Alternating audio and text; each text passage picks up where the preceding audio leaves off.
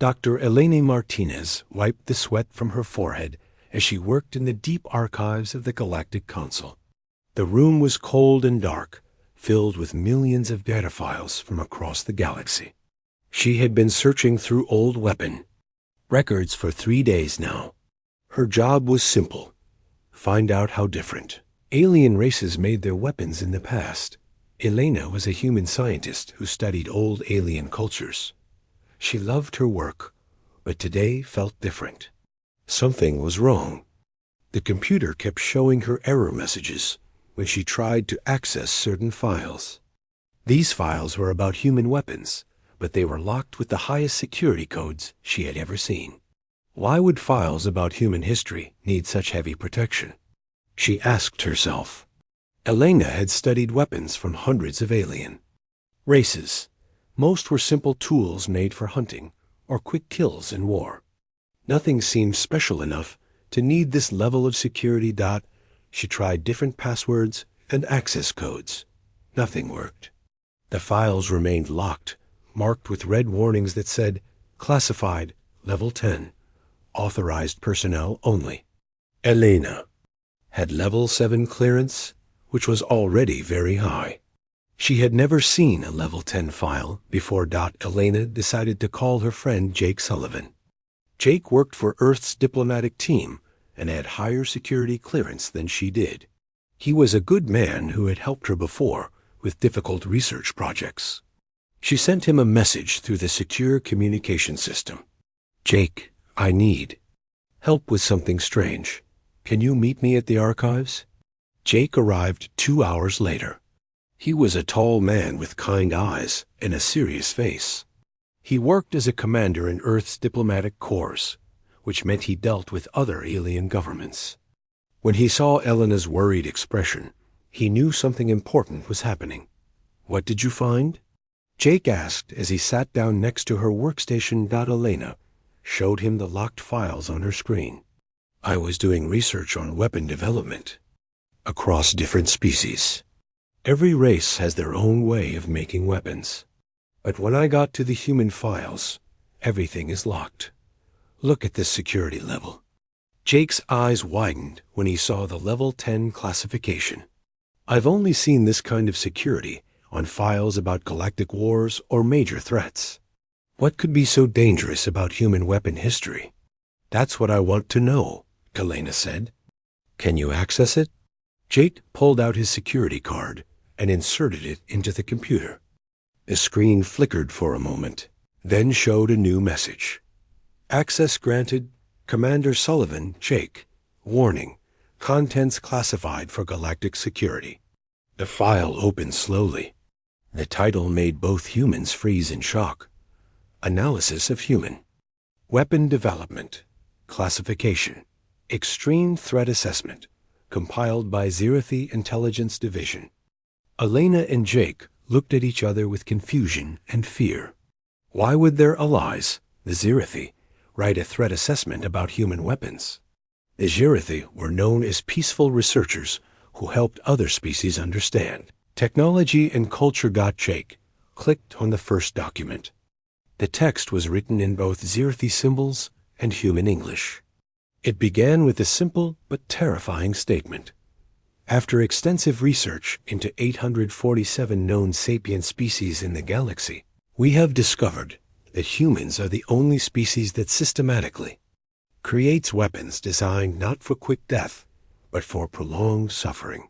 This report analyzes the implications of this unique and disturbing trait. Elena felt sick to her stomach. This can't be right. Humans aren't the only ones who who torture others. Jake continued reading. The report explained how the Zirathi had studied weapons from every known intelligent species in the galaxy. They found that most aliens made weapons for hunting food or defending territory. When they fought wars, they used weapons that killed quickly and efficiently. Even the most violent alien races focused on fast elimination of enemies, but humans were different. The report listed dozens of human inventions that had no purpose except to cause pain while keeping the victim alive. The rack, Iron Maiden, thumb screws, and hundreds of other devices were described in detail. The Zirathi researchers seemed shocked that humans had spent so much time and creativity making tools specifically for torture. "This is insane," Elena whispered. "They're making us sound like monsters." The report continued with more disturbing observations. It noted that humans had not only created physical torture devices, but had also developed psychological torture methods. They had weaponized fear, shame, and mental suffering in ways that no other species had ever conceived. Jake, read aloud from another section. "Human creativity appears to be uniquely suited for understanding and inflicting suffering. The same mental abilities that allow humans to create art, music, and literature also enable them to imagine and implement systematic cruelty." Elena stood up and paced around the small archive room. "When was this written? And why is it classified?" Jake checked the date stamp. "This report was finished in 2341. That's right after humanity first joined the Galactic Council. It's been hidden for over 40 years. But why hide it? And why write it in the first place?" Jake found another document in the file.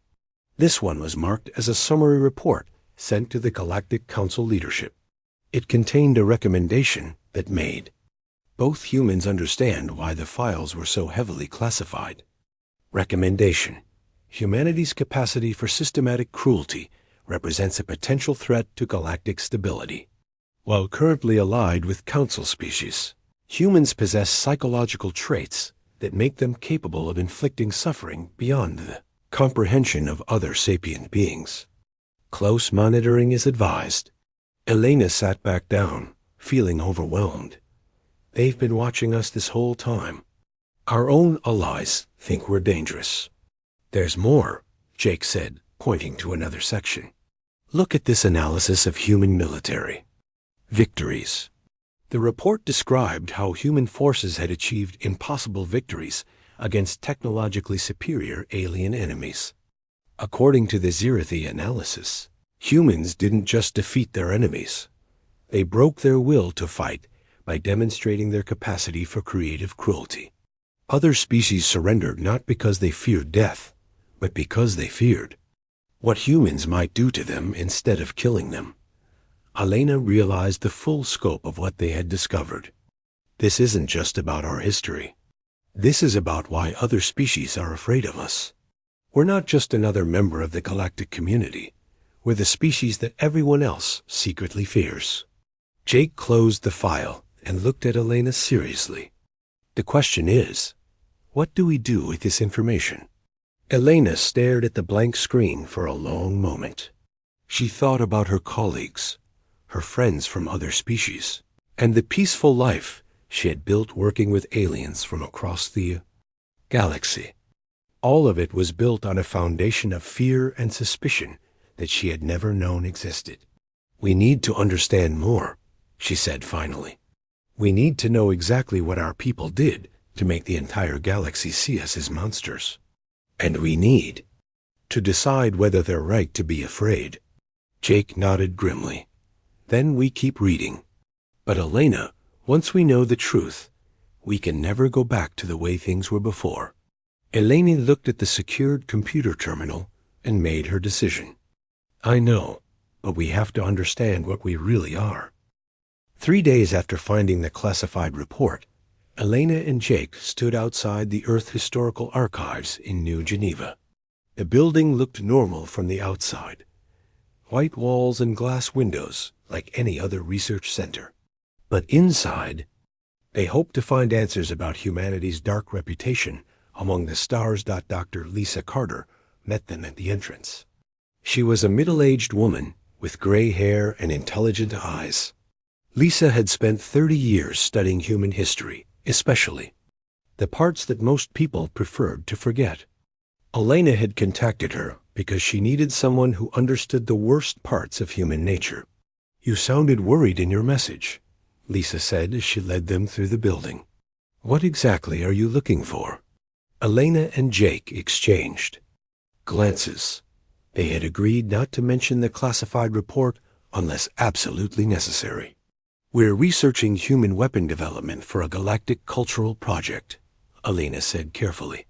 We need to understand how our weapons were different from other species. Lisa stopped walking and turned to face them. Different how? We want to know about weapons that were designed to cause pain rather than death, Jake said quietly. Lisa's expression grew serious. That's a very specific request. Most people don't want to study that part of our history. Are you sure you're ready to learn about it? Elena nodded. We need to understand the truth. Lisa led them to a secure section of the archives. The room was filled with old books, documents, and display cases containing replicas of historical items. Elena felt uncomfortable looking at the metal devices behind the glass. She recognized some of them from the Zerathi report. Humans have always been creative, Lisa began, sitting down at a table covered with thick books. But that creativity has a dark side. We didn't just make weapons to kill enemies quickly. We made tools specifically designed to hurt people while keeping them alive.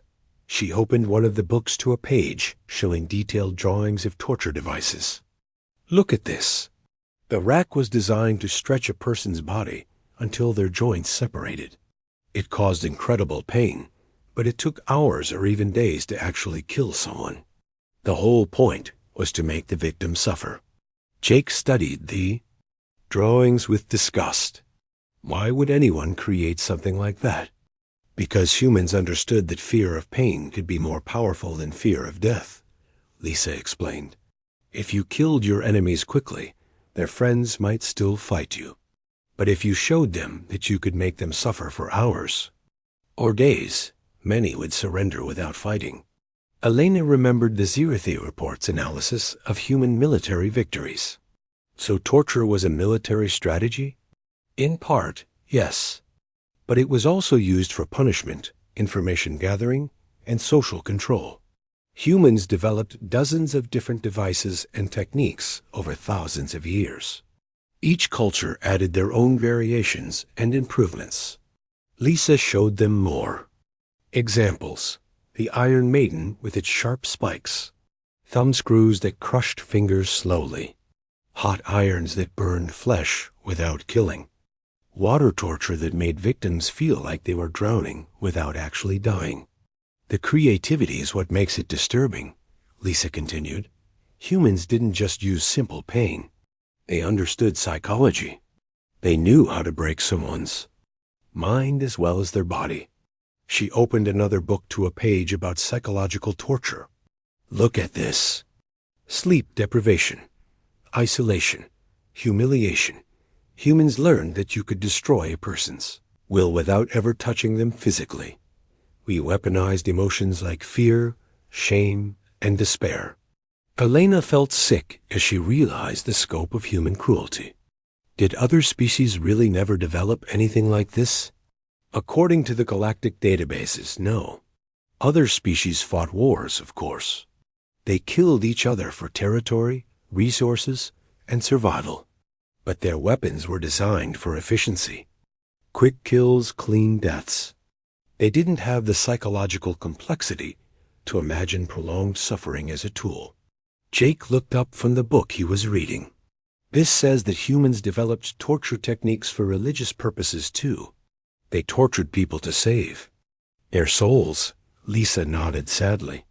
The Inquisition, witch trials, religious persecution. Humans convinced themselves that causing pain was actually helping their victims.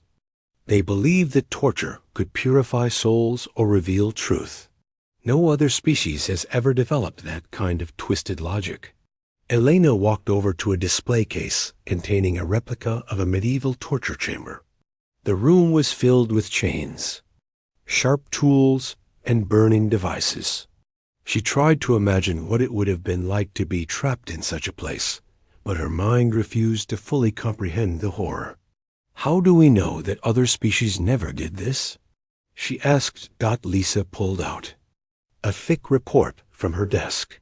This is a comparative study done by the Galactic Historical Commission. They analyzed weapon development across 847 known species.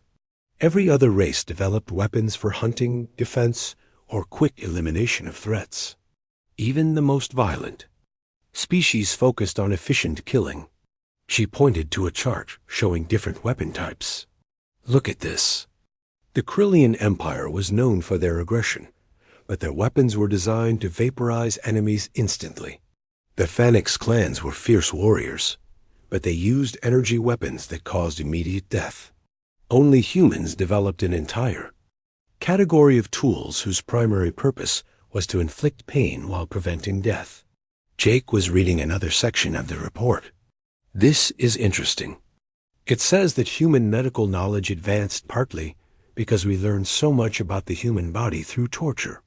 We studied how much pain a person could endure before dying. That's correct, Lisa said.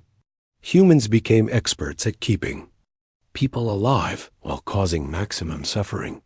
We learned about anatomy, physiology, and psychology through our cruelty. In a twisted way, torture contributed to human scientific advancement. Elena sat down heavily in a chair. So we're not just cruel. We're scientifically cruel. We made torture into an art form. And we passed that knowledge down through generations, Lisa added. Every human culture developed its own torture methods. Some were more sophisticated than others, but the basic concept appeared everywhere humans lived. It seems to be a fundamental part of human nature. Jake closed the book he was reading and looked at both women. I think I understand why the Zirathi were so disturbed by us.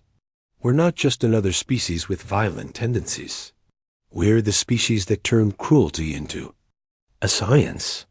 Lisa walked over to a map showing human settlements across Earth's history. The geographical spread is important too. Torture wasn't developed in just one place and then spread to others. It appeared independently in civilizations that had no contact with each other. Ancient China, medieval Europe, pre-Columbian Americas all developed sophisticated torture methods on their own. Elena studied the map with growing horror. You're saying that torture is a universal human trait. Every group of humans everywhere eventually developed ways to cause prolonged suffering. The evidence suggests that, yes, it appears to be an inherent part of human psychology, rather than a learned behavior from specific cultures. The three humans sat in silence for several minutes, absorbing the implications of what they had learned. Elena thought about her alien friends and colleagues. She wondered how they would react if they knew the full truth about human nature. There's something else you should know, Lisa said quietly.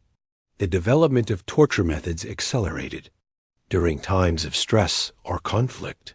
When humans faced threats, they became more creative in their cruelty. It's as if the ability to inflict suffering was an evolutionary advantage. Jake leaned forward. What do you mean? Groups that were better at intimidating their enemies through cruelty were more likely to survive and reproduce. Over thousands of years, humans who could imagine and implement systematic torture had better survival rates than those who couldn't. Elena felt a chill run down her spine. So we're naturally selected for cruelty? It's more complex than that, Lisa said. The same mental abilities that allow humans to imagine suffering also allow us to create art, music, literature, and technology. Our capacity for empathy, understanding what others feel, is what makes us both capable of great compassion and terrible cruelty. Jake stood up and walked to the window. So our greatest strength is also our greatest weakness. Or our greatest weapon, Lisa said grimly. The question is, what do we do with this knowledge? Elena looked around the room filled with evidence of human cruelty. She thought about the classified report and the fear it revealed among their galactic allies. She realized that humanity's reputation in the galaxy was built on truth, not misunderstanding. We need to understand how this affects our relationship with other species, she said finally. If they know what we're capable of, how do they see us? And more importantly, How do we see ourselves? Lisa gathered the books and documents they had been studying. Those are the questions that matter. Because once you understand the depths of human cruelty, you can never pretend we're just another peaceful species trying to get along in the galaxy. As they prepared to leave the archives, Alana realized that their research had only begun. Understanding human cruelty was just the first step. Now they needed to understand how that cruelty had shaped humanity's place in the galactic community. The story moved back in time to 2341, just after humanity first joined the Galactic Council. On a research station orbiting the planet Kepler 442b, a team of Zirathi scientists worked to understand their new human allies. The station was clean and white, built for scientific research rather than military purposes. But what happened that would change how the galaxy viewed humanity forever? Zekthara was the lead researcher for the Zirathi Intelligence Division. She was a tall, thin alien with 4 arms and large black eyes. Her species was known throughout the galaxy for their intelligence and peaceful nature. The Zirathi had helped dozens of species understand each other and avoid conflicts. Now they faced their biggest challenge yet, understanding humans. The preliminary reports are troubling, Zekthara said to her research team. Humans have achieved military victories that should have been impossible. They defeated the Corvin fleet, despite having inferior technology. They forced the Drillix Empire to surrender after only 3 battles. How? Her assistant Meltar pulled up battle reports on the main screen. Their weapons are not more powerful than ours. Their ships are not faster. Their soldiers are not stronger. Yet every species that has fought them has either been defeated or surrendered quickly. Zekthara studied the data with growing confusion. There must be something we're missing. Request permission to study human psychology directly. We need to understand how they think. 3 weeks later, the Zirathi had their chance. Dr. Ryan Brooks, a human psychologist, was captured during a border skirmish with pirates. The pirates sold him to the Zirathi as part of a prisoner exchange program. Ryan was not a soldier. He was a civilian researcher who had been studying alien cultures. But to the Zirathi, he was the perfect subject for their investigation. Ryan sat in a comfortable room that looked more like a hotel than a prison. The Zirathi had treated him well, giving him food, books, and entertainment. But he knew he was being studied. Cameras watched his every move, and scientists asked him questions every day. Dr. Brooks, Zekthara said as she entered the room, we need to understand something about your species. In your professional opinion, what makes humans different from other intelligent beings? Ryan looked at the alien scientist with curiosity. Different how? We're social creatures, like many species. We use tools, like many species. We have language, emotions, creativity, all traits shared by other intelligent beings. But you fight differently, Zekthara pressed. Your military tactics are unlike anything we've seen. You don't just defeat enemies, you terrify them. Why? Ryan thought carefully about his answer. Humans understand that warfare is psychological, as well as physical. We know that fear can be more powerful than weapons. If you can make your enemy afraid to fight, you've won without firing a shot. Explain fear, Zekthara requested. How do humans weaponize this emotion? Ryan stood up and walked to the window. Outside, he could see alien ships moving between the stars. Fear is anticipation of suffering. Most species fear death, but humans have learned to fear things worse than death. We understand that the threat of prolonged pain can be more effective than the threat of quick death. Zekthara made notes on her electronic tablet. You speak of prolonged pain as if it were a tool. Other species do not think this way. That's because other species don't have the same relationship with suffering that humans do, Ryan explained. We've spent thousands of years learning how to cause pain, how to endure pain, and how to use pain as a weapon. It's part of our cultural development. Over the following weeks, Zekthara and her team conducted extensive interviews with Ryan. They showed him recordings of human military actions and asked him to explain the psychology behind them. What they learned disturbed them deeply.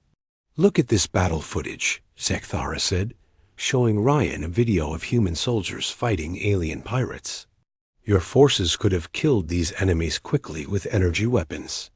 Instead, they used slower, more painful methods. Why?" Ryan watched the video with a professional detachment that unnerved the Zirathi observers. The humans wanted the surviving pirates to spread word about what happened. They chose methods that would cause fear. In other pirate groups, it's a deterrent strategy. But the suffering was unnecessary for victory, Maltar pointed out. The pirates were already defeated. "The suffering was the point," Ryan said simply. "Humans understand that sometimes causing fear in your enemy's allies is more valuable than simply winning a single battle. We call it psychological warfare." Zekthara realized that humans possessed a cognitive ability that other species lacked. They could simultaneously understand pain from the victim's perspective and calculate how to use that pain strategically. It was a form of weaponized empathy that seemed unique to humanity. "Dr. Brooks, in your studies of human history, have you found evidence of systematic cruelty in all human cultures?" Ryan nodded sadly. "Every human civilization has developed methods of torture and prolonged execution. It appears to be a universal human trait. We're the only species that has turned cruelty into an art form." The Zirathi research team was shocked by this revelation. They had studied 846 other intelligent species, and none had shown this pattern of behavior. Violence, yes. Territorial disputes, certainly. But systematic cruelty designed to inflict maximum suffering seemed to be uniquely human. "Why do humans have this ability?" Zekthara asked. "What evolutionary advantage does it provide?" Ryan considered the question carefully. "I think it comes from our intelligence and social structure. Humans are very good at understanding what others think and feel. We call it empathy. But the same mental processes that allow us to comfort a friend also allow us to torment an enemy." "You mean humans can predict suffering because they understand suffering?" "Exactly. We're so good at imagining what others experience that we can design experiences specifically to cause maximum pain. It's the dark side of human empathy." Zekthara made detailed notes about this concept. The idea that empathy could be weaponized was completely foreign to Zirathi thinking. Their species used empathy only for cooperation and mutual understanding. "There's something else," Ryan continued. "Humans are also very creative. We're always imagining new possibilities, new solutions to problems. Unfortunately, we apply that creativity to causing pain as well as solving problems. We've invented hundreds of different torture methods throughout our history." The research team spent days analyzing Ryan's explanations. They compared human behavior to that of other species and found disturbing patterns. Humans were not more violent than other species, but they were more creative in their violence. They understood psychology in ways that other species did not. "The implications are troubling," Zekthara reported to her superiors. "Humans possess mental abilities that make them uniquely capable of systematic cruelty. They can imagine suffering, design suffering, and implement suffering with scientific precision." During one of their final interviews, Zekthara asked Ryan a question that had been bothering her. "Dr. Brooks, do you believe humans are evil?" Ryan thought for a long time before answering. "I believe humans are complex. The same mental abilities that allow us to create torture devices also allow us to create beautiful art, advanced medicine, and sophisticated technology. We're capable of both great cruelty and great compassion. But other species are not capable of such systematic cruelty, Zekthara pointed out. That's true, Ryan admitted. Humans have a unique capacity for both creation and destruction. We're the species that can compose a beautiful symphony and design a torture chamber using the same creative processes. The Zirathi research concluded that humans represented a new type of intelligence in the galaxy. They were not simply another violent species. They were beings capable of understanding and manipulating suffering in ways that other species could not comprehend. Before Ryan was released as part of a prisoner exchange, Captain Karen Walsh led a rescue mission to retrieve him. The mission was successful, but not before the Zirathi had completed their analysis of human psychology. We have enough data, Zekthara told her team as they watched the human rescue ship depart. Humans are not like other species. They possess a combination of empathy, creativity, and strategic thinking that makes them uniquely dangerous. The final report was classified at the highest levels and sent directly to the Galactic Council leadership. Its conclusions were disturbing. Humans were capable of systematic cruelty that exceeded the comprehension of other sapient beings. They could not only inflict suffering, but could design new forms of suffering and use suffering as a strategic weapon. Recommendation, Zekthara wrote in her final report, humans should be monitored closely. While currently allied with Council species, they possess psychological traits that make them potential threats to galactic stability. Their capacity for systematic cruelty must be considered in all future diplomatic and military planning. The report was sealed and classified, but its impact on galactic politics would be felt for decades. Humanity had joined the galactic community, but they had also revealed themselves to be the most psychologically complex and potentially dangerous species ever encountered. As the research station powered down its experiments, Zekthara looked out at the stars and wondered what other secrets humanity might be hiding. She had learned that the leak happened on a Tuesday morning in 2387. Someone in the Galactic Council archives had released the classified Zirathi report about human psychology to the public networks.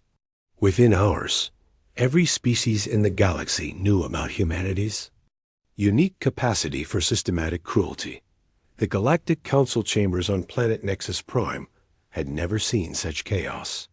Representatives from hundreds of species gathered for an emergency session. The massive circular chamber buzzed with worried voices speaking in dozens of different languages. At the center of it all sat Ambassador Tony Richards, the sole human representative, looking calm despite the storm of accusations around him. The chair recognizes the delegate from the Zirathi Union, announced the council speaker, a tall blue alien with multiple eyes. Zekthara stood up slowly. She had not wanted her research to become public, but now she had to defend her findings. Honorable delegates, the report in question was classified for good reason. It contains sensitive information about human psychology that was never meant for public consumption. But the information is accurate? Asked the delegate from the Centauri Alliance, a species that had been friendly with humans for decades. The research was thorough, and the conclusions are sound, Zekthara replied reluctantly. Humans possess psychological traits that make them uniquely capable of systematic cruelty. This is not opinion. It is scientific fact. The chamber erupted in worried murmurs. The delegate from the Corvan Empire, a species that had fought humans in the early days of contact, stood up angrily. This proves what we suspected all along. Humans are not peaceful beings seeking cooperation. They are predators who use psychological warfare to terrorize other species. Tony Richards remained seated, waiting for his turn to speak. He had been expecting this day for years. As Earth's chief diplomat, he had seen classified reports about how other species viewed humanity. He knew that fear and suspicion had always existed beneath the surface of galactic politics. The chair recognizes Ambassador Richards from Earth. The speaker announced. Tony stood up and looked around the chamber. Hundreds of alien faces stared back at him, some curious, others fearful, many openly hostile. He had prepared for this moment his entire career. "Fellow delegates," he began in a calm voice, "I will not deny the findings in the Zirathi report. Humans have indeed developed weapons and methods designed to cause prolonged suffering. This is part of our history, and we cannot change it." The chamber became silent. Many delegates had expected denials or excuses.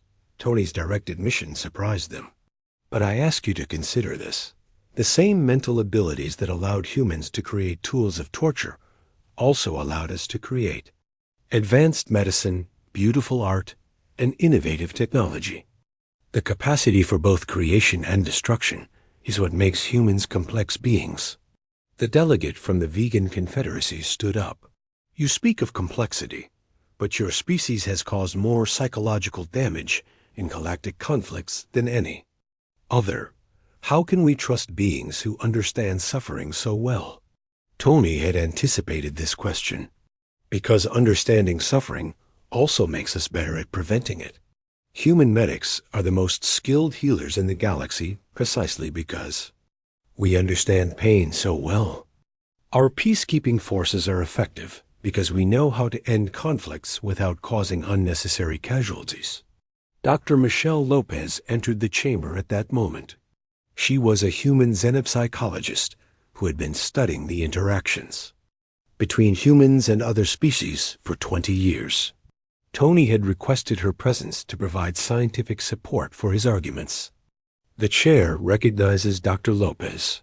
The speaker announced. Michelle walked to the center of the chamber, carrying a data tablet filled with research. "Honorable delegates, I have spent 2 decades studying human behavior in galactic society. I want to share some findings that were not included in the Zirathi report." She activated a holographic display showing statistics from across the galaxy. Since humans joined the Galactic Council, overall conflict between species has decreased by 47%.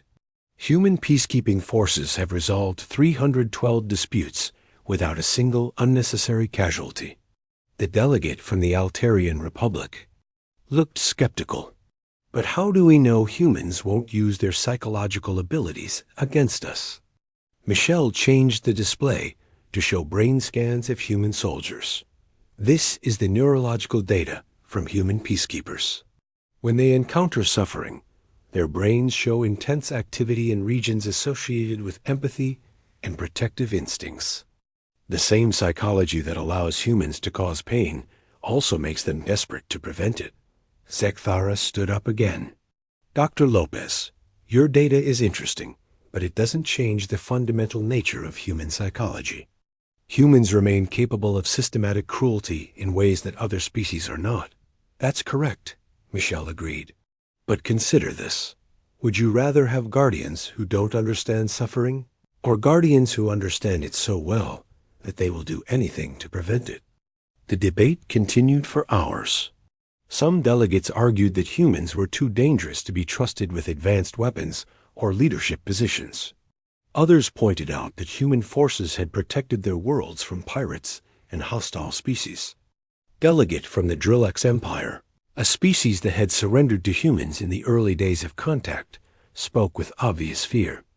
"We have experienced human psychological warfare firsthand. The terror they can inflict is beyond the comprehension of most species. How can we feel safe knowing they are among us?" Tony stood up again. "Delegate, I understand your fear. But ask yourself this.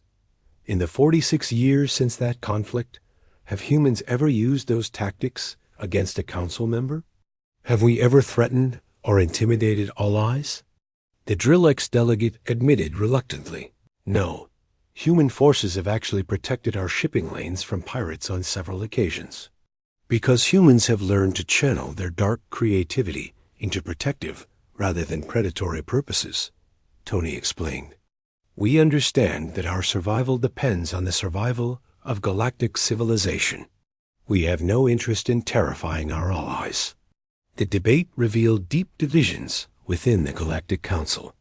Some species, led by the Zirathi, believed that humans were too psychologically dangerous to be trusted with full membership.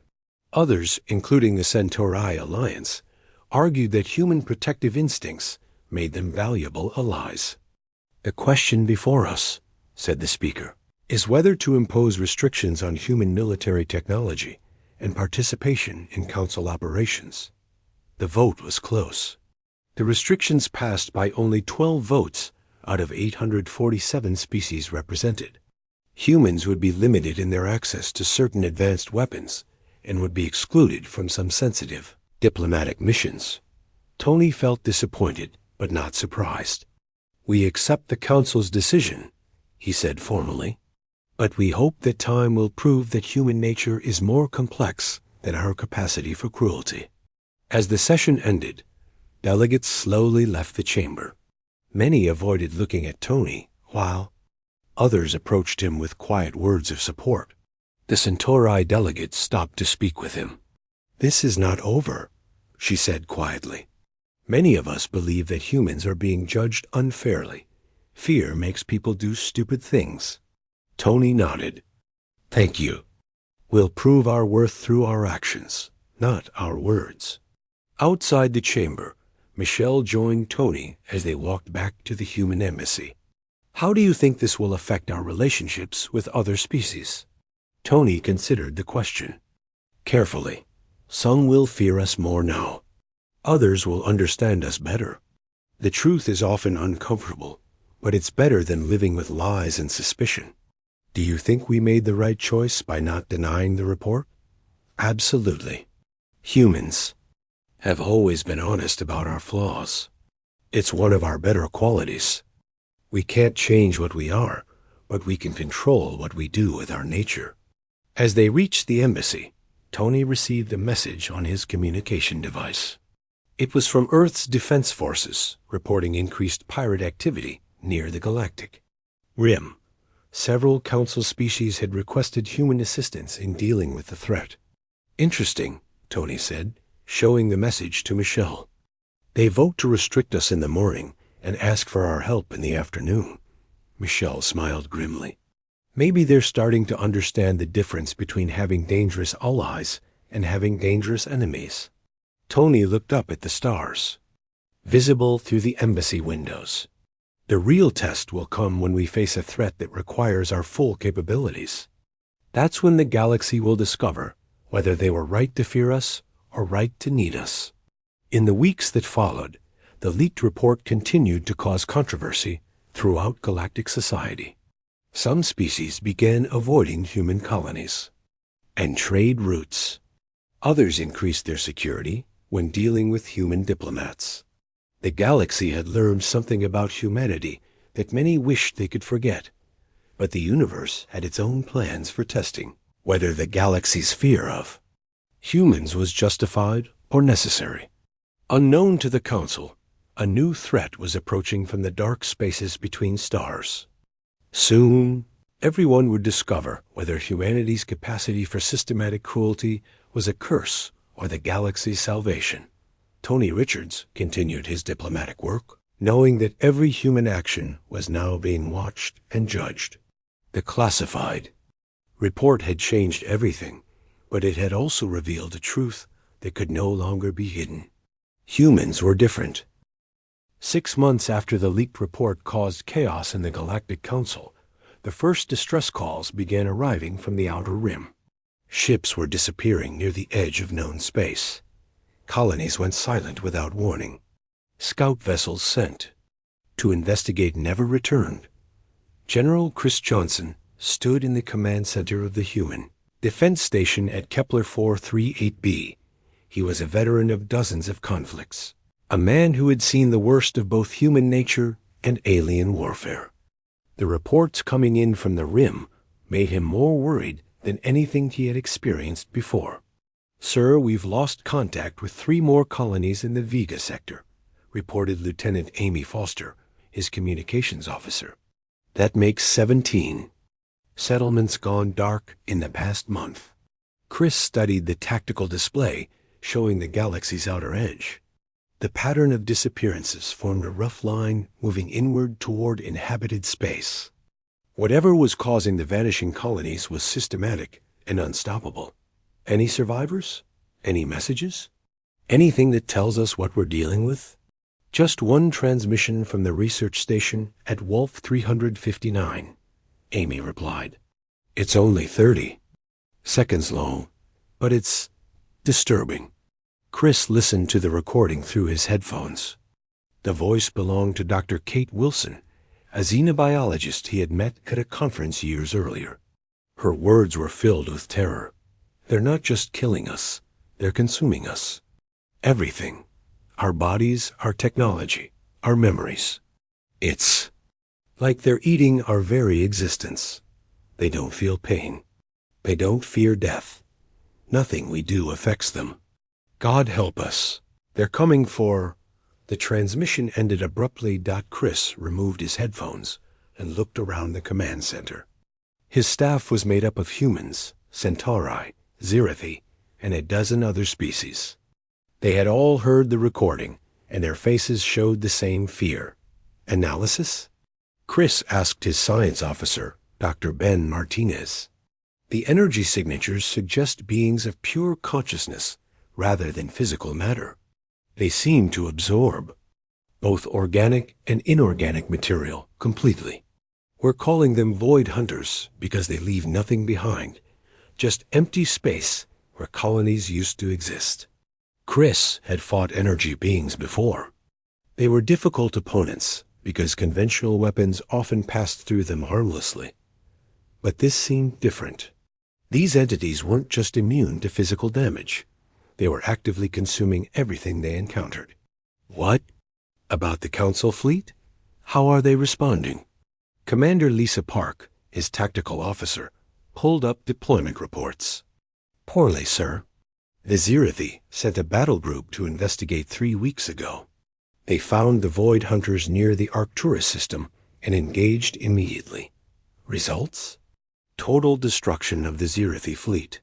But the strange thing is, the Void Hunters didn't seem to be fighting.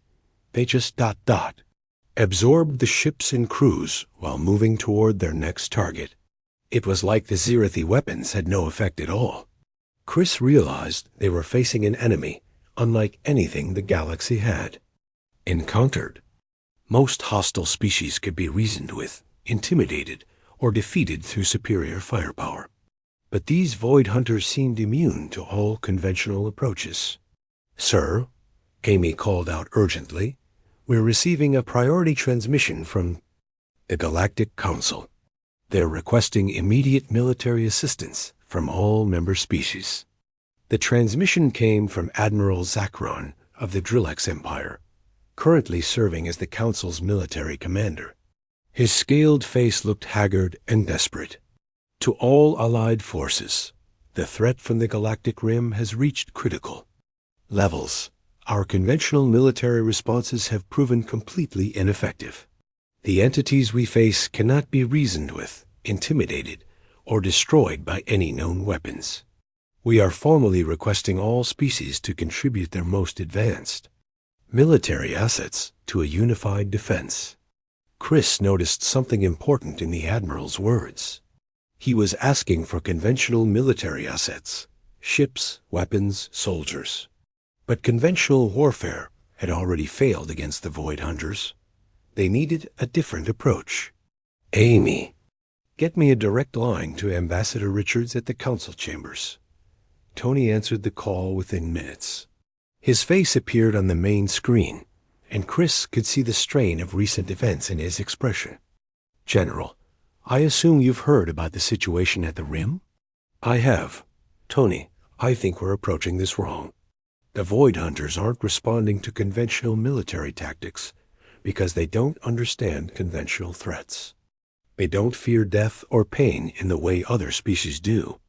Tony leaned forward with interest. What are you suggesting? I'm suggesting that we need to use human psychological warfare. The same tactics that scared other species might be effective against beings that don't comprehend fear through normal means. There was a long pause before Tony responded. Chris, you know how the Council feels about human psychological warfare. They just voted to restrict our military capabilities because they're afraid of those tactics. I know. But we might be the only species capable of fighting an enemy that's immune to conventional weapons. The Void Hunters consume everything they encounter because nothing can hurt them or scare them. But what if we could make them experience fear? For the first time, Dr. Martinez spoke up from his station. General, that's theoretically possible. If these beings have never encountered psychological warfare, they might not have defenses against it. Their consciousness could be vulnerable to tactics they've never experienced. Chris made his decision. Tony, I'm requesting permission to deploy human forces using full psychological warfare capabilities. We need to hit these Void Hunters with tactics they can't comprehend or absorb. The Council will never approve that. They're too afraid of what human forces might do with unrestricted psychological warfare abilities. And we ask for forgiveness instead of permission. If we fail, the galaxy gets consumed anyway. If we succeed, maybe they'll finally understand why humans developed these capabilities in the first place. Tony was quiet for several moments. Chris could see him weighing the political consequences against the necessity of action. Finally, he nodded. Do it. I'll handle the diplomatic fallout afterward. But Chris, if you're wrong about this, if I'm wrong, we're all dead anyway. But if I'm right, the galaxy will learn that human cruelty exists for a reason. Chris turned to his staff and began issuing orders. I want psychological warfare specialists from every human military unit. Get me experts in fear tactics, intimidation, strategies, and terror weapons. We're going to teach these Void Hunters what it means to be afraid. The human fleet that assembled over the next week was unlike any force the galaxy had ever seen. Instead of focusing on firepower or defensive capabilities, every ship was equipped with devices designed to cause fear and psychological trauma. Sonic weapons that induced panic, holographic projectors that created terrifying illusions, transmitters that broadcast sounds and images specifically designed to trigger primal terror responses. Sir, Lisa reported as they approached the last known position of the Void Hunters. We're detecting the entities near the Polaris system. They've consumed 6 planets and are moving toward the 7th. Chris watched the tactical display as his fleet moved into position. The Void Hunters appeared as dark shadows against the stars, vast shapes that seemed to absorb light itself. They moved slowly but inevitably toward inhabited worlds, consuming everything in their path. Begin psychological warfare protocols, Chris ordered. The human ships began their attack. But instead of firing energy weapons or missiles, they projected images and sounds designed to invoke terror. Holographic displays showed scenes of torture, suffering, and death from human history. The ships broadcast recordings of screams, cries for mercy, and the sounds of prolonged agony. At first, nothing happened. The Void Hunters continued their slow advance toward the inhabited planet. Chris began to worry that his strategy had failed. Then, something changed. The dark shapes began to slow down and stopped completely. For the first time since they had appeared, the Void Hunters were not moving forward. Sir, Ben called out excitedly, their energy patterns are changing. They're experiencing something they've never felt before. Chris realized what was happening. The Void Hunters were beings of pure consciousness who had never encountered the concept of psychological suffering. They consumed everything they met because nothing had ever made them afraid to do so. But humans had just introduced them to fear itself. Continue the assault. Show them every form of terror that humans have ever conceived. The human fleet bombarded the Void Hunters with the full scope of human psychological warfare. They projected images of medieval torture chambers, recordings of psychological experiments, and holographic recreations of the most terrifying human nightmares, the Void Hunters began to retreat. For the first time in their existence, they had encountered something that made them want to avoid rather than consume. The beings that had absorbed entire civilizations were fleeing from the possibility of experiencing systematic suffering. They're withdrawing toward the galactic rim, Lisa reported with amazement. All entities are moving away from inhabited space at maximum speed. Chris opened a communication channel to the fleeing Void Hunters. He spoke directly to their collective consciousness using the most terrifying voice he could manage. You have learned what it means to be afraid. You have discovered that there are worse